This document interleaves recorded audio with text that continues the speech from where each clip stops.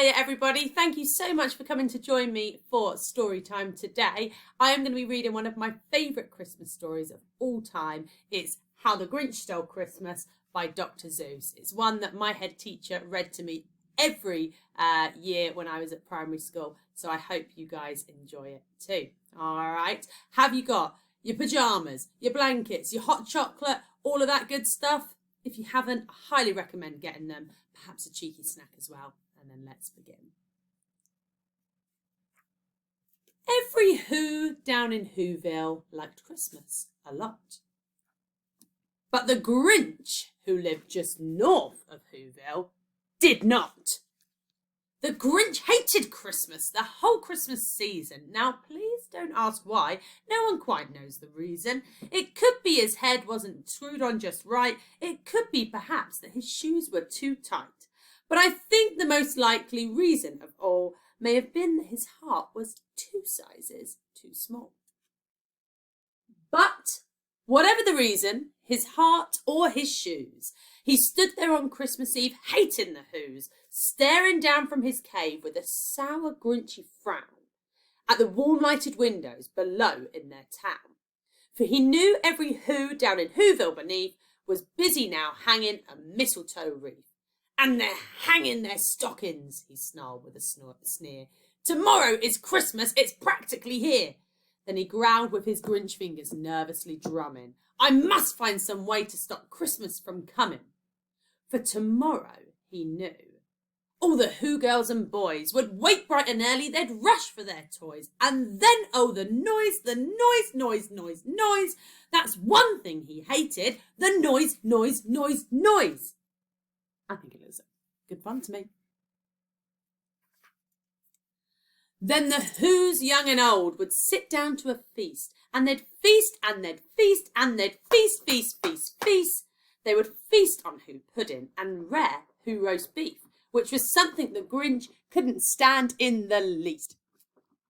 And then they'd do something he liked least of all. Every Who down in Whoville, the tall and the small, would stand close together with Christmas bells ringing. They'd stand hand in hand and the Whos would start singing.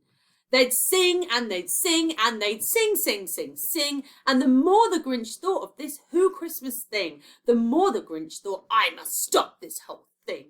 Why, for 53 years I've put up with it now. I must stop this Christmas from coming. But how? And then he got an idea, an awful idea. The Grinch got a wonderful, awful idea. I know just what to do, the Grinch laughed in his throat, and he made a quick Santa Claus hat and a coat, and he chuckled and clucked, what a great Grinchy trick! With his coat and this hat I shall look just like Saint Nick. All I need is a reindeer, the Grinch looked around. But since reindeer are scarce, there were none to be found. Did that stop the old Grinch? No, the Grinch simply said, if I can't find a reindeer, I'll make one instead. So he called his dog Max, then he took some red thread and he tied a big horn on top of his head. Then he loaded some bags onto old empty sacks on a ramshackle sleigh and he hitched up old Max. Then the Grinch said, get out! And the sleigh started down towards the homes where the Whos lay a snooze in their town. Can you see the Grinch and Max there on their sleigh? All their windows were dark, quiet snow filled the air. All the Whos were all dreaming sweet dreams without care.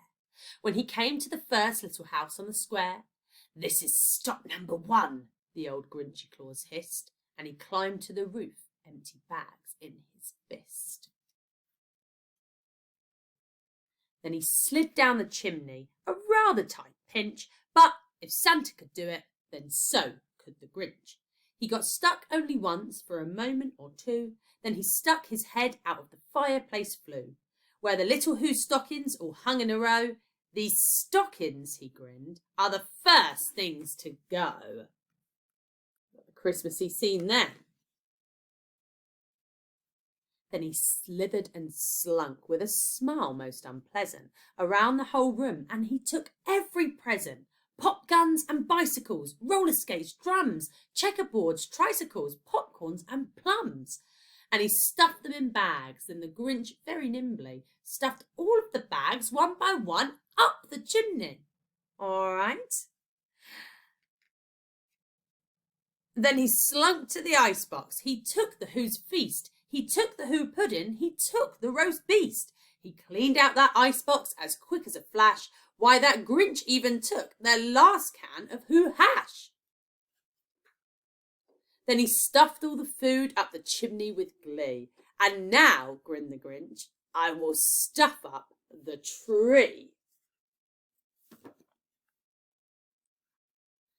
And the Grinch grabbed the tree and he started to shove, when he heard a small sound like the coo of a dove. He turned around fast and he saw a small Who, little Cindy Lou Who was not more than 2. The Grinch had been caught by this tiny Who daughter, who'd got out of bed for a cup of cold water. She stared at the Grinch and said, Santa Claus, why? Why are you taking our Christmas tree? Why? But you'd know the old Grinch was smart, so smart and slick. He thought up a lie and he thought it up quick. Why, my sweet little tot, the fake Santa Claus lied, there's a light on this tree that won't light on one side. So I'm taking it home to my workshop, my dear. I'll fix it up there, then I'll bring it back here. And his fib fooled the child. Then he patted her head. Then he got her a drink and he sent her to bed. And when Cindy Lou Who went to bed with her cup, he went to the chimney and stuffed the tree up. Then the last thing he took was the log for their fire. Then he went up the chimney himself, the old liar. On their walls he left nothing but hooks and some wire. And one speck of food that he left in the house was a crumb that was too small, even for a mouse. Then he did the same thing to the other Who's houses, leaving crumbs much too small for the other Who mouses. It was 15:15 dawn, all the Who's still abed, all the Who's still a snooze, when he packed up his sled. Packed it up with their presents, the ribbons, the wrappings, the tags and the tinsel, the trimmings, the trappings. Look, he's got absolutely everything there. 3,000 feet up the side of Mount Crumpet, he rode with his load to the tip-top to dump it. Pooh-pooh to the Who's, he was Grinchishly humming. They're finding out now that no Christmas is coming. They're just waking up. I know just what they'll do. Their mouths will hang open a minute or two. Then the Who's down in Whoville will all cry boo-hoo. That's a noise, grinned the Grinch, that I simply must hear. So he paused, and the Grinch put his hand to his ear. And he did hear a sound rising over the snow. It started in low. Then it started to grow. But the sound wasn't sad. Why, the sound sounded merry. It couldn't be so, but it was very merry. He stared down at Whoville. The Grinch popped his eyes. Then he shook when he saw a shocking surprise. Every Who down in Whoville, the tall and the small, was singing without any presents at all. He hadn't stopped Christmas from coming. It came, somehow or other, it came just the same. And the Grinch, with his Grinch feet ice cold in the snow, stood puzzling and puzzling. How could it be so? It came without ribbons, it came without tags, it came without packages, boxes or bags.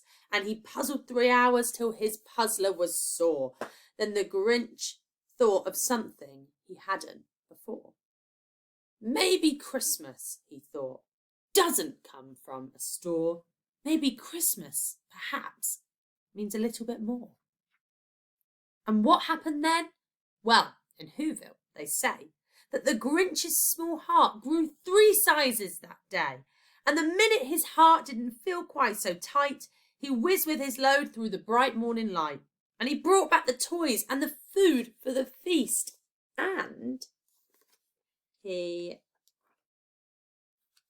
himself carved the roast beast.